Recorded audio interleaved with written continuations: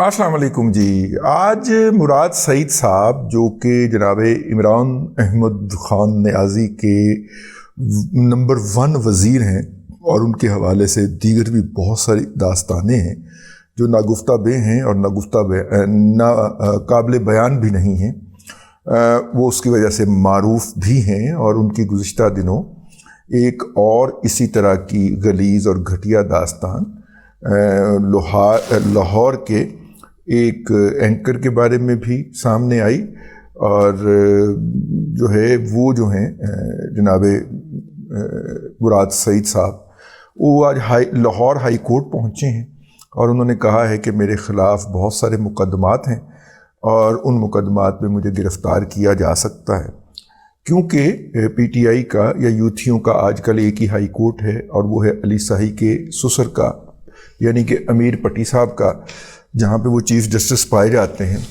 कराची के यूथिये जो हैं आबिद ज़ुबैरी की इमामत के अंदर पहली फ़्लाइट पकड़ते हैं कराची के मसले के ऊपर, उनको लाहौर हाई कोर्ट से स्टे मिल जाता है जो कि लाहौर हाई कोर्ट की ज्यूरिसडिक्शन ही नहीं है। केपीके के यूथिये जो है वो पहली बस पकड़ते हैं बंदयाल एक्सप्रेस की और पहुंचते हैं लाहौर हाई कोर्ट और उन्हें वहां से स्टे मिल जाता है। वो पहली फुर्सत के अंदर उनको स्टे मिलता है और उनको रिलीफ मिलता है।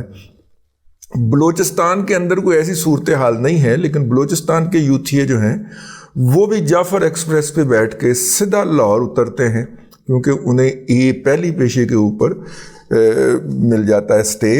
अगर वो जो है क्या नाम है वो क्या था जी, दुल्ला पट्टी था वो जिसकी महबूबा ने गाना गाया था कि नीली घोड़ी वे वकीला तेरी जब पहली पेशी यार छुट जाए, यानी कि वो कहती है कि जो नीली घोड़ी है वो वकील साहब मैं आपको दे दूंगी इनाम के तौर पे अगर पहली पेशी में ही मेरा जो महबूब है उसको आप ज़मानत दिलवा दें। यहाँ पे तो नीली घोड़ी का दौर तो गुजर गया, यहाँ पे ट्रकों का दौर है। ट्रकों के ट्रक जो है फवाद चौधरी साहब फरमाते हैं कि वो हम मुज़ाहिर अली अकबर नकवी साहब के घर के बाहर खड़ा कर देंगे। और ट्रक से मुराद जो है, कुछ लोग कहते हैं 10 करोड़ होता है, लेकिन मैंने जब पता किया है मुतलका हलकों से, उन्होंने कहा होता तो 1 अरब ही है, लेकिन आप एहतियातन 10 करोड़ कह लें तो 10 करोड़ मतलब अंडरवर्ल्ड के अंदर खोखा पेटी ट्रक ये बोले जाती है ना टर्मिनोलॉजी। वहाँ पे ये तो नहीं कहा जाता कि लाख करोड़ और 10 करोड़, ये नहीं बोला जाता। ठीक हो गया। ये जनाब उन्होंने अप्रोच किया है और लाहौर हाई कोर्ट आपको पता है ममता के जज्बात लिए हुए बैठा हुआ है और मतलब कि मैं ये तो नहीं कहूँगा कि वहाँ पे कोई नलायक जज है जिसने एक ही आर्डर लिख के रखा होता है कि act according to the law and no coercive measure against the petitioner, order ऐसा ही है वैसे। लेकिन चूंकि उसको रिपोर्ट करने वाले यूथिये हैं तो उन्होंने कहा कि जनाब हरासा करने से रोक दिया। फैसला जो रिपोर्ट हुआ है अब तक मीडिया में कि लाहौर हाई कोर्ट ने जनाब मुराद सईद को हरासा करने से रोक दिया। मुराद सईद साहब को क्या ख़तरा है? उन्होंने पिछले दिनों अपने हक में एक ट्रेंड चलवाया पीटीआई की सोशल मीडिया टीम से कह के, अब तक 2.25 लाख से ज़ायद ट्वीट आई एम मुराद सईद के हैशटैग के साथ किए जा चुके हैं। पीटीआई में इतने सारे मुराद सईद इसका मतलब है पूरे मुल्क के जो मुराद सईद है वो इकट्ठे करके पीटीआई में जमा कर दिए गए। आप कह सकते हैं कि नहीं वो तो बोट्स का प्रोसेस है और वो तो कंप्यूटर जनरेटेड होते हैं और वो तो 1,75,000 लोगों ने तो ट्वीट नहीं किए होंगे, कि ये तो कुछ 30-35 लोगों नहीं होंगे, लेकिन वो मशीनों के ज़रिए और वो सारा कुछ किया होगा। लेकिन यार सोचने वाली गल 1,75,000 लोग जिनको कोई कसर होती है और ये बीमारी होती है, मतलब इसका मजाक नहीं उड़ाना चाहिए। मुराद सईद साहब को जो कुछ है ये बीमारी है, तो मतलब ये परवर्शन से ज़्यादा, सेक्सुअल परवर्शन से ज़्यादा ये एक बीमारी है और इस बीमारी के अंदर बंदा वो भी हो जाता है, वायलेंट भी हो जाता है, मारने पे उतर आता है। हमने कई ऐसी स्टोरियां रिपोर्ट कर रखी हैं कि जहाँ पे इस तरह के मामले के ऊपर थोड़ा सा झगड़ा हुआ या बैरूनी मुदाखलत हुई तो उसके अंदर वो बंदा उन्होंने गोलियां मार के मार देता। ये अक्सर जो आपको जो पेशावर से या इधर उधर से इत्तला मिलती है कि जनाब फलाने ख्वाजा सरा को गोलियां मारकर कत्ल कर दिया गया, तो उसके पीछे भी यही जज्बात सिफली जज्बात कह लें, आपको जिनसी जज्बात कह लें, वो कार फरमा होते हैं कि उसकी कवर के अंदर जो है वो शख्स जो इस मर्ज़ का मरीज़ होता है, और ये मर्ज़ जो होता है ये जिस्मानी से ज़्यादा साइकोलॉजिकल होता है, और फिर वो आहिस्ता आहिस्ता जिस्मानी मर्ज़ का रूप धार लेता है। मैं ज़्यादा इस पे कोई लेक्चर नहीं देना चाह रहा, लेकिन मुराद सईद साहब को मसला क्या हुआ है कि पहले वो अपने हक में ट्रेंड चला रहे हैं, फिर हाई कोर्ट जा रहे हैं। दरअसल कल जो था वो आज़ादी सहाफ़त का दिन था। 3 मई का दिन जो होता है वो आज़ादी सहाफ़त का दिन होता है, और आज़ादी सहाफ़त के दिन के ऊपर PFUJ जो है Pakistan federal union of journalist, वो भी अब प्रॉपर्टी डीलरों का ही एक डैन बन गई हुई है। तो Pakistan federal union of journalist ने एक सेमिनार रखा, और उस सेमिनार को नाम दिया अरशद शरीफ शहीद के नाम के ऊपर रखा। तो अरशद शरीफ साहब जो हैं वो मिस्टीरियस पुरस्रार सूरत हाल में कीनिया के अंदर जो थे वो कत्ल कर दिए गए थे, और वहाँ की पुलिस का ख्याल है कि ये मिसअंडरस्टैंडिंग का केस था। लेकिन जो है ARY की इमामत के अंदर यूथियों ने या ARY के ज़रिए ये बात साबित करने की कोशिश की कि अरशद शरीफ को जो है वो बाजवा ने कत्ल करवाया था।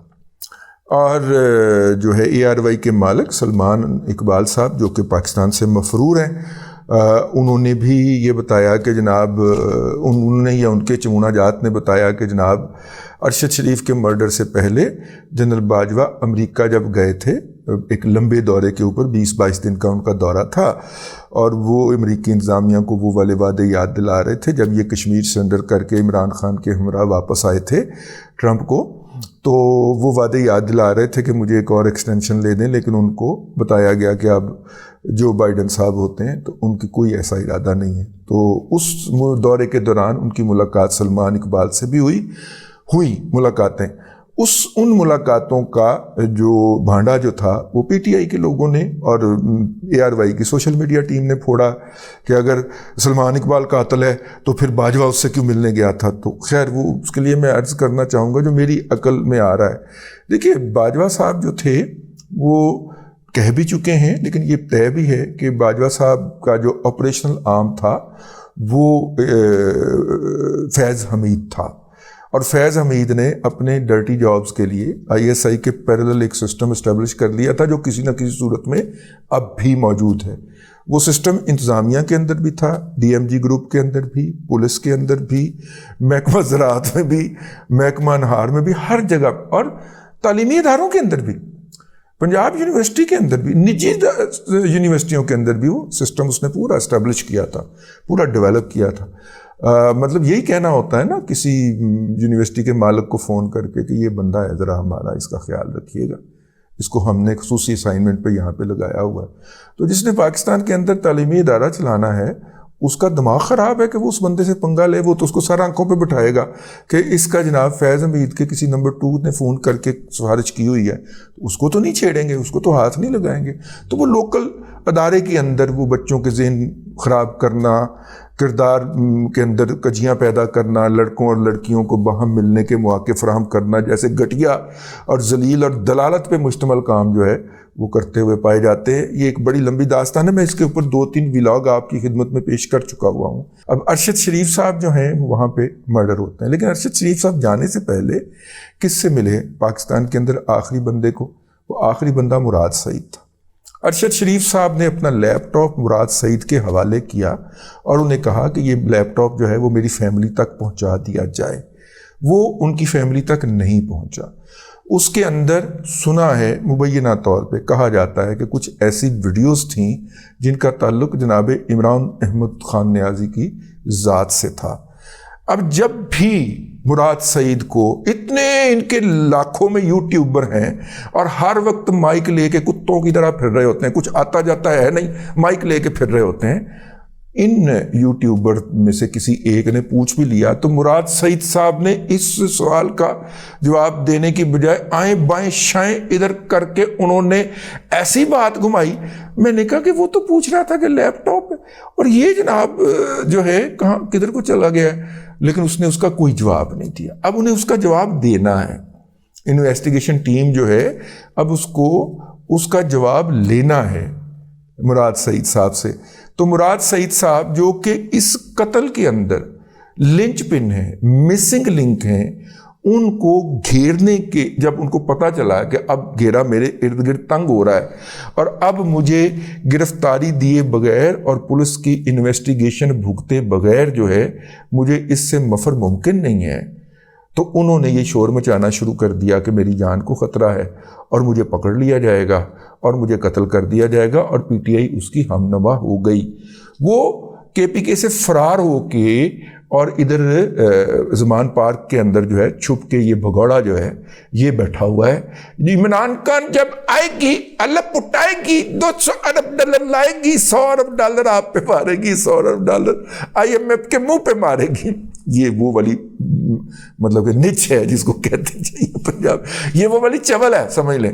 ये चवल जो है ये लाहौर के अंदर ज़मान पार्क के बाहर एक खेमे के अंदर छुप के बैठा हुआ है, क्योंकि उसे पता है कि ये तो नो गो एरिया है और यहाँ पे तो पुलिस ने गिरफ्तार नहीं करना। अब इस नो गो एरिया से उसने निकल के लाहौर हाई कोर्ट में एक अर्जी डाली है। और भैया अगर आपको मसला है तो आप जाके पेशावर हाई कोर्ट में अर्जी डालो ना। लाहौर हाई कोर्ट जो है वो तो बहुत दूर पड़ता है, जुरिस्डिक्शन ही नहीं है। लेकिन लाहौर हाई कोर्ट के अंदर मीर पट्टी साहब, अली साई के ससुर साहब बैठे हुए हैं। और हालांकि अली साई दे चाचा जी भी जरनैल रहे ने, जरनैल का नाम कोई नहीं लैंदा क्योंकि है डाडे लोग ने, तो जजा ने नाम ली जा रहे ने। देखो क्या क्या दौर आ गया। खैर एनी हाउ, ये जो साहब हैं, ये मौसूफ जो हैं, इन्होंने ये अर्जी डाल दी है। तो मसला बुनियादी तौर पे ये है कि मौसूफ की गर्दन के इर्द गिर्द जो है वो अरशद शरीफ के कत्ल का जो घेरा है वो तंग हो रहा है। और उसके नतीजे के अंदर अब चीखें आपने सुननी है, चीखों की ट्यूनें भी सुननी है, क्योंकि कानून का सामना करने के लिए तो ये पैदा ही नहीं किए गए ना। ये तो अपने आप को बरगजीदा लोग समझते हैं जिनके ऊपर कानून का कोई असर नहीं है। ये तो दूसरों को गालियां बकने जो गए हैं। मुराद सईद को आप डाल दें अभी, वो अगले 2.5 घंटे के अंदर 4 करोड़ गाल कढ़ेगा मुखालफिन को। तो लैपटॉप कितने, इसका कोई जवाब नहीं देगा। तो लैपटॉप तक पहुंच गए हैं या पहुंचना चाहते हैं, इसलिए ये चीखें बरामद हो रही। अब तक के लिए इतना ही। अगले व्लॉग के अंदर फिर हाजिरी होगी। अल्लाह तबारक व तआला आपको आसानियाँ अता करे और आसानियाँ खल्क़े खुदा में तकसीम करने की तौफीक अता करे।